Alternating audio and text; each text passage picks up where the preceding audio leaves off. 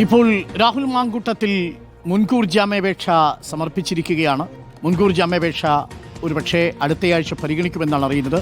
ഇപ്പോഴും police arrest ഭയന്ന് ഒരു കുറ്റവും ചെയ്തിട്ടില്ല എന്ന് ഫേസ്ബുക്ക് പോസ്റ്റിട്ട് മുങ്ങിയ രാഹുൽ മാങ്കൂട്ടത്തിൽ ഒളിവിലാണ്.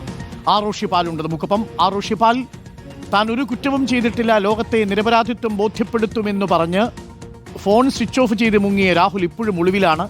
അന്വേഷണ സംഘം തിരച്ചിലാണെന്ന് മനസ്സിലാക്കുന്നു. മുൻകൂർ ജാമ്യാപേക്ഷ സമർപ്പിച്ചിരിക്കുന്നു. എന്താണ് പോലീസിന്റെ നീക്കം? അതിജീവിതയുടെ രഹസ്യമൊഴി രേഖപ്പെടുത്തിയോ?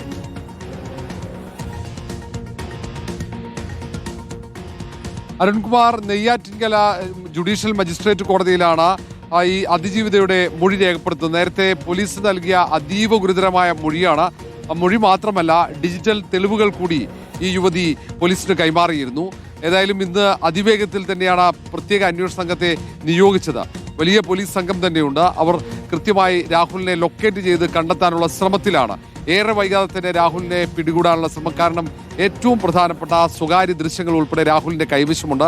രാഹുൽ ഏറെ നേരം പുറത്തു നിന്നാൽ തെളിവ് നശിപ്പിക്കപ്പെടാനും ഒപ്പം സാക്ഷികളെ ഭീഷണിപ്പെടുത്താനും സാധ്യതയുണ്ടെന്ന വിലയിരുത്തലിലേക്കാണ് അന്വേഷണ സംഘം പോകുന്നത്. അതുകൊണ്ട് രാഹുൽ മാങ്കൂട്ടത്തിലെ ജാമ്യ ഹർജി പരിഗണിക്കുന്നതിന് കാത്തിരിക്കില്ല. അതിനു മുമ്പേ തന്നെ രാഹുൽ മാങ്കൂട്ടത്തിനെ അറസ്റ്റ് ചെയ്ത് തെളിവുകൾ കൂടുതൽ ശേഖരിക്കുക, അതിനൊപ്പം തന്നെ ചോദ്യം ചെയ്യലിലൂടെ കൂടുതൽ വിവരങ്ങൾ ശേഖരിക്കുക, ഇതാണ് ലക്ഷ്യം.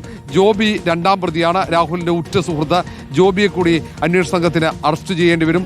കൂടുതൽ പേർ രാഹുൽ മാങ്കൂട്ടത്തിലെ ഈ കുറ്റകൃത്യം ചെയ്യാൻ സഹായിച്ചിട്ടുണ്ടോ എന്ന കാര്യം കൂടി അന്വേഷണ സംഘത്തിന് പരിശോധിക്കേണ്ടി വരും. നിലവിൽ ഒരു പരാതി മാത്രമാണ് രാഹുൽ മാങ്കൂട്ടത്തിനെതിരെ പോലീസിന് ലഭിച്ചിട്ടുള്ളത്. കൂടുതൽ പരാതിയും അന്വേഷണ സംഘം പ്രതീക്ഷിക്കുന്നുണ്ട്. കാരണം ഒന്നിൽ കൂടുതൽ ഇരകളുണ്ട്. അവരൊക്കെ പരാതി നൽകാൻ തയ്യാറാണോ എന്ന കാര്യം കൂടി അന്വേഷണ സംഘം പരിശോധിക്കും. ഏതായാലും ഗൗരവമുള്ള മൊഴികൾ നൽകിയിട്ടുണ്ട്, പ്രധാനപ്പെട്ട തെളിവുകളുണ്ട്.